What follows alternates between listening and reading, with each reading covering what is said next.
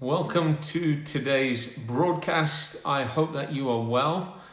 I'm on my own today. The family's spread out all over the house, people working outside there. Sophie's at the table over there and others around the house.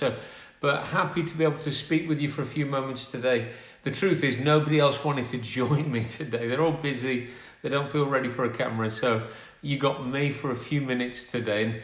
I'd like to just take our attention back to where we were on Wednesday. We were in 1 Corinthians 3. And just for 3 or 4 minutes, I want to back up from where we were. I was really looking later on in the passage where Paul talks about quality over quantity. Today, let me just read to you this little passage in verse 9, 1 Corinthians 3, verse 9, and it says, "For we are co-workers in God's service. You are God's field, God's building, and by the grace God has given me, I laid a foundation as a wise builder, and someone else is building on it."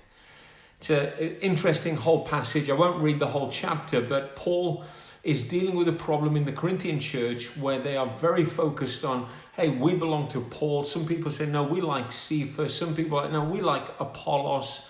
And it reminded me of some of the culture in the church today where we take those who serve God and make them into these superstars. And we like this personality, that personality, that personality. We like that brand of worship or that brand of worship. And Paul is trying to get a stop to that. And he basically says, who's Cephas? Who's Paul? Who's Apollos? We are all servants. We're just serving God. And this little bit that I read, he said, this is God's field. This is God's building. We're involved in God's service. Ultimately, it's God who makes things grow. I know we live in a pretty complex, even Christian world is complex with all the different flavors and all that's happening. And I just want to remind us, it's all God's. It's God's work, God's field, God's service.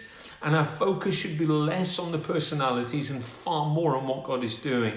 And Paul says here in 1 Corinthians 3, he said, I laid a foundation by the grace God gave me, and now somebody else is building on it.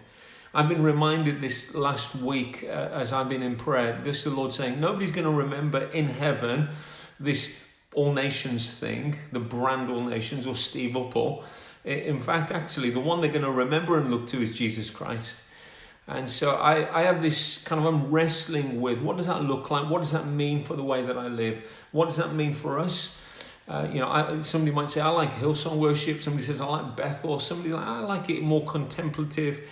I want to just remind us, this is God's field, God's service, God's work. We work with him. We co-labor with him. But ultimately, it's God's grace at work, and it's God that causes things to grow. And my emphasis today is this Paul's word where he says, I laid a foundation by the grace of God. And then he says, and there is no other foundation that can be laid except Jesus Christ. And that it's had me thinking all week, really, the foundation of Christ. So the foundation isn't church going. The foundation isn't some nice habits that we develop. The foundation isn't a worship style. The foundation is Jesus Christ. And I haven't got time on this little video to do justice to that, but I would encourage us to have a think, what does it mean to have Jesus as our foundation? I think it's more than Jesus as the point of conversion. Oh, I confess my sin, invited into my life, and now Jesus is the foundation. I think it's far more than that. It's living in him every day. It's living dependent upon him every day. It's being rooted in Christ day by day in all that we do. But if I'm honest, I'm still wrestling with the truth of what it means to be having the foundation of Christ in our lives, in our churches, in our families, in our marriages. I mean, in everything, Christ is the foundation. Paul laid the foundation of Christ, and he says there is no other foundation. The foundation isn't a brand of style of worship or buildings. Buildings come and go. Styles will change. We go back to Christ and we find the true rock upon which we can build.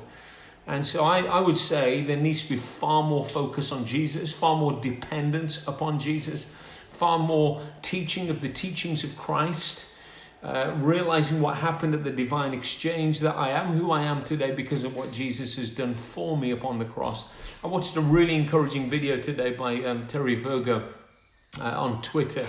And he was just sharing how he's had some unproductive days. And he said it's so easy to take our days where we feel like it's been a frustrating day, and then we say to ourselves, well, now we measure ourselves, by the way, God accepts me or doesn't accept me today because of how fruitful I feel. And he was saying we're going to be so careful of that, even if it's subtle, because the foundation of what we're doing is Christ.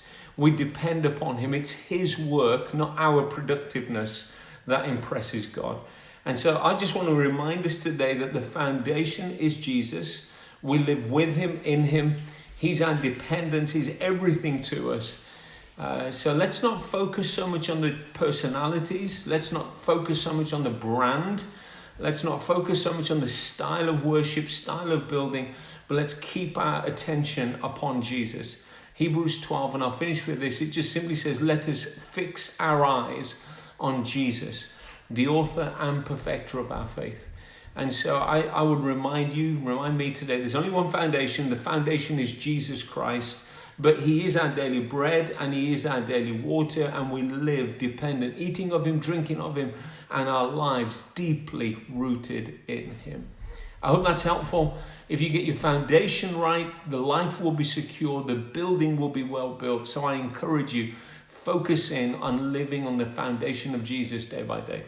Love you, praying for you, and I hope that you have a great weekend. But remember, stay safe and stay in this lockdown as our government is encouraging us to do.